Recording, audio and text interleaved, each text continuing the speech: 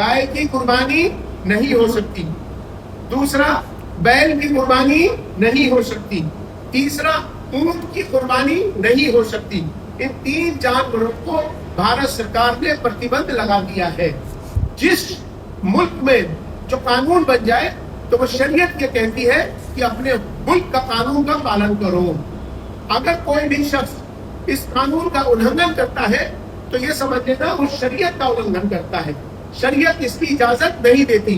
चोरी छुपे कोई भी ऐसा अमल करना कुर्बानी का वो जायज नहीं है, वो अल्लाह की निगाह में भी जायज दुरुस्त नहीं होगा। गाय माता अब सिर्फ 14 साल, उसके बाद कर हलाल। जी हाँ दोस्तों, पश्चिम बंगाल के मुसलमानों ने गाय, भैंस, ऊंट या अन्य जो बड़े प्राणी हैं उनकी कुर्बानी देने से जब से मना कर दिया है। जब से पश्चिम बंगाल के मुसलमानों ने गाय को राष्ट्रीय पशु घोषित करो ये ऐलान कर दिया है, तब से पश्चिम बंगाल ही क्या संपूर्ण भारत की राजनीति डगमगा गई है।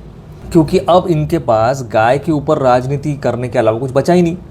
जब मुस्लिमों पे ये आरोप थोप ही नहीं पा रहे, मुस्लिम खुद रास्ते पर उतर आए कि गाय को राष्ट्रीय पशु घोषित करो, तो जो भी हिंदू सरकार है, मोदी जी है, सीएम है, न्यायमूर्ति है, सारे हिंदू ही है, सबकी सिट्टी पिट्टी गोल हो गई। तो ये लोगों ने अभी फरमान जारी किया। पश्चिम बंगाल की बीजेपी सरकार कहती है कि 14 साल तक किसी भी गाय भैंस की कटाई नहीं होगी। अगर कोई गाय कमज़ोर है, दूध नहीं दे पा रही, अपाहिज है, तो ही उसे काटेंगे। कोई बीमार है तो ही उसे काटेंगे, या फिर 14 साल के बाद ही उसे काटेंगे, लेकिन काटेंगे ज़रूर।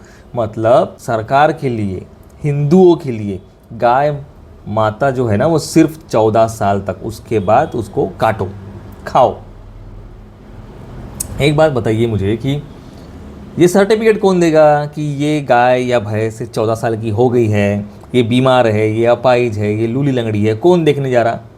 अब वहाँ पर घुसखोरी और बढ़ेगी, क्योंकि बेचने वाले को तो गाय बेचना है, बोझ हो गई है।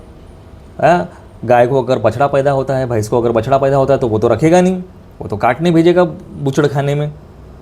तो उसका सर्टिफिकेट जो बनेगा डॉक्टर के थ्रू बनेगा, डॉक्टर को घूस दी जाएगी कि भाई इसकी उम्र बढ़ा, इसको अपाहिज दिखा, इसको बीमार दिखा, और ऐसा बोल के काटा जाएगा। लेकिन काटा ज़रूर जाएगा। तो ये स्कीम जो है वो पूरी तरह से फ्लॉप होने वाली है। मैं तो चाहता हूँ कि काटी क्यों रहे हो, मुसलमान भी कह रहे हैं कि काटी क्यों रहे हो, बड़े जानवरों की बलि देना छोड़ दो ना भाई, दिक्कत क्या है?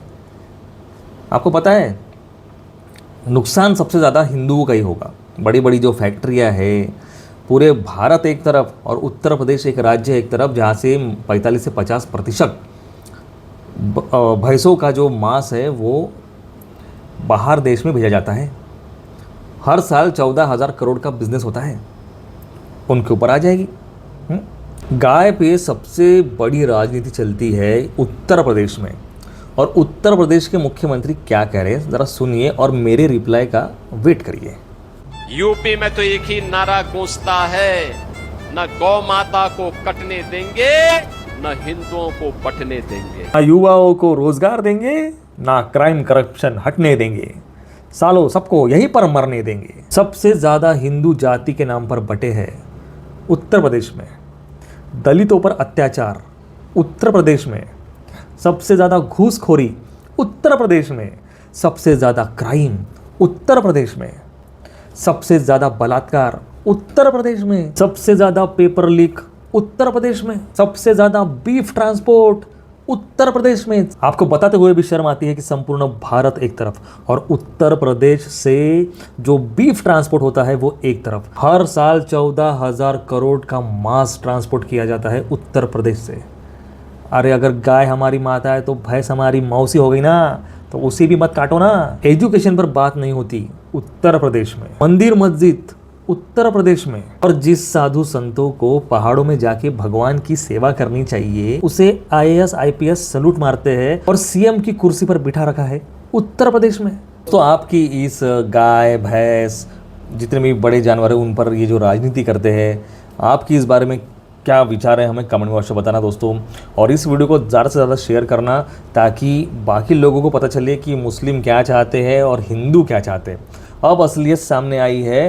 ये जो गौ रक्षक बने फिरते हैं और फिर 4-5 ट्रक पकड़ लेते हैं और ख़ुद को बहुत बड़े गौ रक्षक समझते हैं, बड़ी बड़ी संगठनाएं हैं हिंदुओं की वो सामने आती है, तो वो संगठनाएं पश्चिम बंगाल, केरला, गोवा, यहाँ जगह कहाँ चली जाती है, वहाँ पर भी बैन होना चाहिए। मैं तो चाहता हूँ कि संपूर्ण भारत में बैन कर देना चाहिए।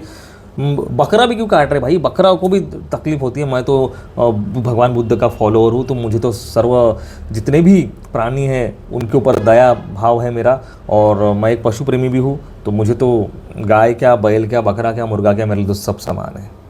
तो दोस्तों आशा करते हैं कि आपको हमारा आज का वीडियो पसंद आया हो। इस वीडियो को ज़्यादा शेयर और चैनल को सब्सक्राइब अवश्य करें।